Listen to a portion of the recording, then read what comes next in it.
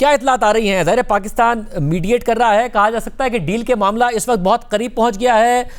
Army chief जो हैं field marshal इस वक्त ईरान में हैं, वजीर आजम सऊदी अरब में हैं। मेरे ख्याल में जो अगला दौर, जैसे दूसरा दौर कहते हैं, या मेरे ख्याल में तो वो हतमी दौर होगा, उससे पहले एक ग्राउंड प्रिपेयर किया जा रहा है। और जो पहला दौर था इस्लामाबाद में 21 घंटे तवील मुज़ाकरात हुए, वो बगैर किसी नतीजे के खत्म हुआ।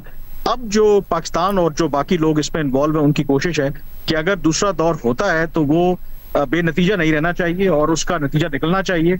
और आइडियल ये है कि वो किसी हतमी मुआहदे की तरफ जाना चाहिए। तो ये जो मेरे पास ऑब्वियसली जो मालूमात है, ये पाकिस्तान के फील्ड मार्शल का तेहरान का दौरा हो या पाकिस्तान के प्राइम मिनिस्टर का सऊदी अरब, कतर या तुर्की का दौरा हो, तो ये तमाम जो इंडिकेट कर रहा है कि अगले दौर से पहले एक होमवर्क किया जा रहा है। और जो अमेरिका और ईरान या जो भी बाकी प्लेयर्स इसमें इन्वॉल्व हैं, किसी पॉइंट के ऊपर या किस नुकात के ऊपर कोई इख्तलाफात हैं, तो बेहतर है कि पहले बैक चैनल डिप्लोमेसी के जरिए बिहाइंड द सीन एफर्ट्स करके उनको रिमूव कर लिया जाए। और जब पाकिस्तान में इस्लामाबाद के अंदर अगला दौर होगा तो उसमें फिर हतमी मुआहदे की तरफ जाया जाए। तो ये जो आपको हेक्टिक डिप्लोमेसी नजर आ रही है, इनफैक्ट मैं ये कहूंगा कि इस वक्त गैर मामूली हालात हैं और उस गैर मामूली हालात के अंदर पाकिस्तान जो है उसकी सिविल और मिलिट्री की आदत गैर मामूली डिप्लोमेसी कर रही है। और जाहिर है ऐसा पहले कभी देखा नहीं गया कि ये दोनों ममालिक जो बैठे नहीं थे वो बैठे। अब ये कहा जा सकता है कि आला तरीन सतह पर इस वक्त पाकिस्तान की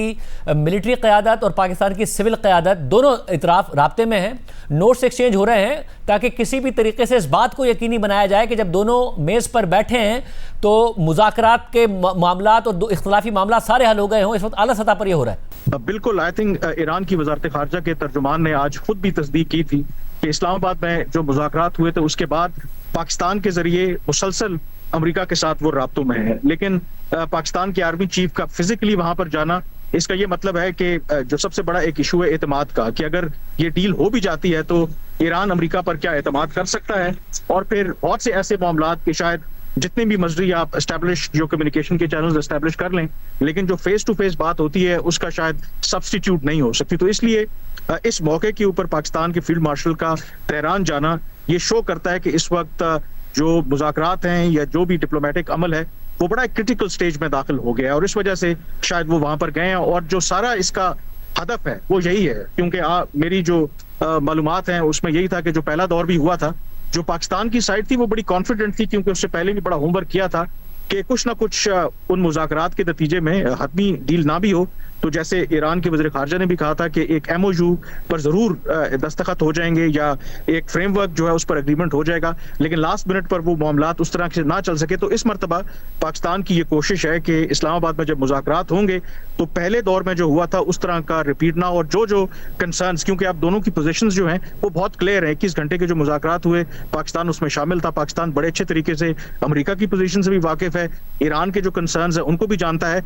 तो वो जो दोनों के कंसर्न्स हैं उनको पाकिस्तान इस वक्त एड्रेस करने की कोशिश कर रहा है। और उसको एड्रेस करने के बाद मेरे ख्याल में पाकिस्तान में फिर अगला दौर होगा मुज़ाकरात का। आज आपकी खबर भी है और ज़ाहिर वज़ीर आज़म सऊदी अरब में हैं और एक तरफ अब नज़र आ रहा है उसके बाद वो तुर्की जाएंगे कि तुर्की, मिस्र, सऊदी अरब, पाकिस्तान ये एक अलग रिलेशनशिप की तरफ बढ़ रहे हैं। और आपने इस हवाले से बात भी की है कि ये बहुत अहम डेवलपमेंट हो रही है। ये बहुत सिग्निफिकेंट है। आई थिंक ईरान अमेरिका की जंग के तनाजुर में शायद इस बड़ी खबर को बहुत से लोगों ने मिस किया, बट ऑब्वियसली मैं इसको फॉलो कर रहा था।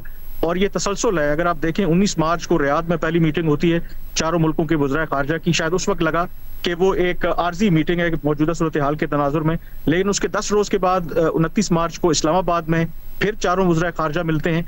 और जो कल की मीटिंग है वो इसलिए इंपॉर्टेंट है कि वो सीनियर ऑफिशियल्स लेवल की मीटिंग थी। और सीनियर जो ऑफिशियल्स हैं, इसका मतलब है कि वो एक फ्रेमवर्क जो है वो तरतीब दे रहे हैं कि इस ग्रुप को बाकायदा तौर पर, या आप कह लें कि अभी जो पाकिस्तानी ऑफिशियल्स हैं वो इसको एक अलायंस का नाम नहीं दे रहे। वो कहते हैं कि ये एक फोरम है जिसमें चारों मुल्कों के वो डिप्लोमेटिक इंटरेस्ट हों, वो इकोनॉमिक इंटरेस्ट हों, वो जियो स्ट्रेटेजिक इंटरेस्ट हों, उसमें अपनी पोजीशन को कोऑर्डिनेट करना चाहते हैं। तो ये जो इस्लामाबाद में मीटिंग हुई है उसी सिलसिले की कड़ी है। और आप 17 अप्रैल को अंतालिया में जो डिप्लोमेटिक फोरम हो रहा है वहां पर डिप्लोमेसी, उसकी साइड के ऊपर अगेन चारों जो वज़राए ख़ारजा है वो मिलेंगे। और जो मेरी मालूमात हैं कि ये आगाज है, अभी ये 4 ममालिक इसमें शामिल हैं। मौजूदा सूरत हाल को देखते हुए हर मुल्क अपने इंटरेस्ट को प्रोटेक्ट करना चाहता है। ये मुमकिन है कि आगे चलकर ये जो 4 मुल्की इत्तेहाद आप उसे कह लें या ग्रुपिंग कह लें, ये मजीद इसमें जो मुसलमान ममालिक हैं वो शामिल हो जाए।